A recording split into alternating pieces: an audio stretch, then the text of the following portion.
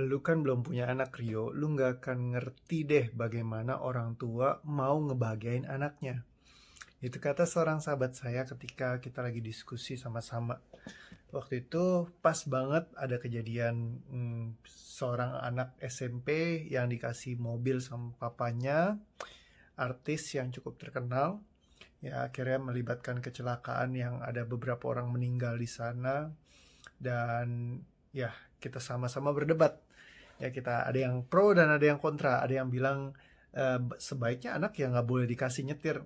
Jelas itu kan udah aturannya di istilahnya secara resmi pemerintah kita itu mengeluarkan larangan untuk anak kecil yang di bawah usia 17 tahun untuk mengendarai mobil. Saya lupa persisnya 16 atau 17 gitu ya. Kenapa? Karena seringkali kalau anak masih muda ya masih adrenalin lah ya, gampang terpacu. Ya, jadi kalau ya dikasih pegang mobil yang bagus ya suka jalannya cepet-cepet dah gitu ya. Nah, jadi waktu itu kecelakaan meninggal ada mungkin yang kehilangan kepala keluarganya ya, atau ya anggota keluarganya lah. Nah, jadi kejadian seperti ini kalau menurut saya pribadi ya semestinya ya jangan pernah anak di bawah umur itu dikasih, karena yang kalau waktu itu beruntungnya dia sih ya yang meninggal itu orang lain gitu. Kalau yang meninggal anaknya sendiri mungkin orang itu akan sangat menyesali kalau dia pernah kasih kendaraan. Saya masih ingat juga yang waktu dulu ada yang salah satu artis, bukan artis ya, model yang masih muda terus dikasih mobil Nissan, seharusnya nggak bersebut merek ya, Nissan Juke ya. Terus kecelakaan juga sampai mati terbakar di dalam mobilnya gitu ya, masih usia 16 tahunan gitu. Karena waktu itu pas malam katanya agak cepat berkendaranya lalu menabrak tiang listrik gitu ya. Terus belum lagi kemarin ada anak kecil yang nyetir motor bertiga boncengan terus kecelakaan meninggal bertiga langsung gitu ya. Nah, jadi memang seorang anak semestinya ya nggak bolehlah ditunda dulu gitu ya. Kita untuk bertindak bijaksana jadi tidak perlu untuk dikasih gitu kendaraan karena ya memang itu justru bisa membahayakan bukan hanya nyawa dia ya tapi nyawa orang lain juga gitu. Jadi kita berkontribusi bukan hanya pada diri kita sendiri tapi ke orang lain. Memang itu kesenangan kita, kebanggaan kita sebagai orang tua kalau kita bisa memberikan sesuatu kepada anaknya gitu ya, dan pengen anaknya kayaknya wah bisa hebat gitu mungkin kayak anak-anak lain gitu ya. Tapi ya dengan cara seperti itu bukan cara yang tepat sih. Ada lagi yang bilang kan kalau nggak kan susah mamanya harus antar jemput sekolah dulu ya. Ya ya kalau gitu nggak usah punya anak aja sekalian gitu. Ya kan, kalau mau ya memang udah tanggung jawabnya kan, namanya orang tua ya memang salah satunya ada ya antar jemput anak gitu ke sekolah.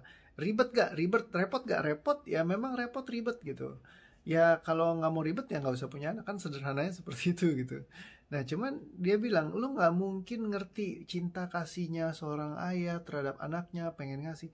Betul, cinta boleh tapi jangan berlebihan juga, kan kita tetap perlu bijaksana. Segala sesuatu yang berlebihan itu tidak baik ya. Jadi kalau misalkan memang belum waktunya ya nggak perlu kita segerakan yang istilahnya sesuatu yang malah bisa membahayakan gitu ya. Nah jadi penting sekali esensinya. Kayak dia bilang gini, ada teman saya lagi yang nulis di Facebooknya waktu itu, segala sesuatu yang berlebihan itu tidak baik kecuali cinta itu sendiri. Justru cinta yang berlebihan juga tidak baik ya. Contoh kalau seseorang mencintai seseorang secara berlebihan, ya lebihnya kalau ke tetangga kan bahaya banget gitu ya. Ke istri tetangga, ya jadi cinta istri tetangga kan kacau. Nah, tapi seringkali juga cinta kasih kepada seseorang yang terlalu berlebihan itu juga bisa jadi sangat berbahaya. Saya ngeliat banget kayak kemarin lagi pasangan politik ya misalnya saling mencintai pasangan politiknya masing-masing, pilihannya masing-masing. Yang satu pro si A banget, terus yang satu pro si B banget, sampai berantem-berantem ribut-ribut. Bahkan semua kesalahannya si A dianulir sama dia, kesalahannya si B dianulir sama dia. Jadi seolah-olah tidak melihat kekurangannya lagi karena manusia ini seperti Tuhan, seperti dewa yang sempurna banget di mata dia. Nah, ketika kita memegang cinta secara berlebihan, ya itu terkadang seringkali makanya dibilang membutakan.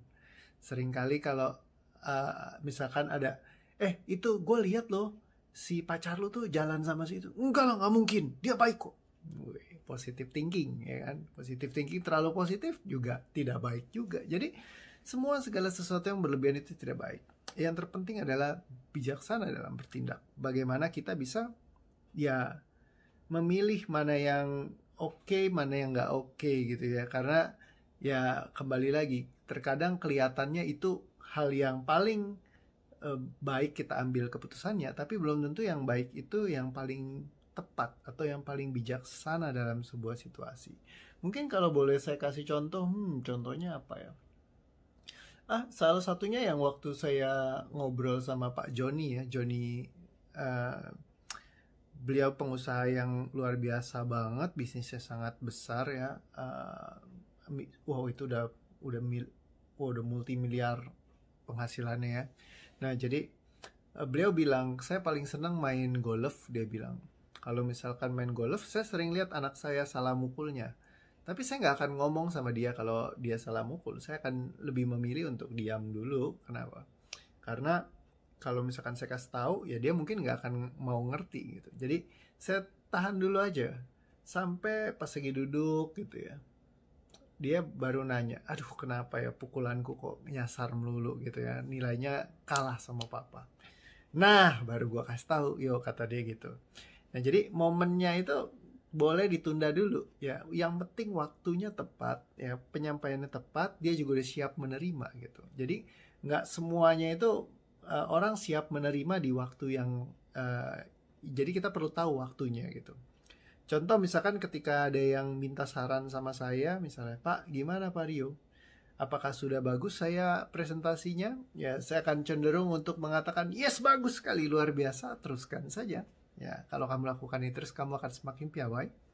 Ya, kalau dia minta sarannya dong Pak, udah bagus, tinggal ikutin lagi, jalanin lagi aja. Nah, instead saya memilih untuk mengatakan ya kamu lebih baik diperbaiki seperti ini, karena saya punya pengalaman yang mungkin saya bisa cerita kepada Anda. Ketika ada salah satu sahabat saya yang jago banget presentasinya, dia MC luar biasa keren ya. Waktu itu dia bawain dengan sangat baik sekali, cuman saya lihat ini ada satu hal yang kayaknya bikin dia bisa, kalau saya kasih tahu, bisa optimal banget. Saya bilang sama dia begitu selesai, dia nanya, gimana kok, bagus gak kok? Bagus bro. Nah, dan kalau lu mau bikin lebih bagus lagi, ini ya yang perlu lu lakukan. Ada A, B, C, dan D. Nah, ini lu lakuin pasti akan bagus banget. Habis itu apa yang terjadi? Besokannya dia nggak mau lagi jadi MC, dia kabur, dia ngilang langsung dari bisnis ini. Gitu ya. Jadi, ya itu salah satu penyesalan saya untuk saya diskusikan ini sama dia. Semestinya mungkin saya memilih untuk tidak membicarakan itu, tapi saya gatel banget kayaknya kalau nggak dibenerin tuh gitu ya. Sering kali kita ketemu momen kayak gitu, gatel banget kayaknya, perlu, mesti, kudu di ngomongin. Nah, tapi kembali lagi, apakah itu yang paling bijaksana untuk kita lakukan? Bijaksana itu artinya ya tahu kapan waktunya, tahu apa yang perlu disampaikan dengan tepat, semuanya tepat waktunya, tepat yang disampaikannya, tepat situasinya, tepat kondisinya, tepat sama siapa orangnya. Ya, bijaksana itu adalah menjawab dengan tepat di setiap situasi kondisi. Kalau temanku bilang situasi kondisi dan toleransinya. Ya, oke. So, semoga bisa belajar dari video yang ini. Thank you banget udah nonton. Ya, seperti biasa, silakan kasih komentar kamu ya. Dan thank you untuk supportnya selama ini. High five, awesome banget. Dah.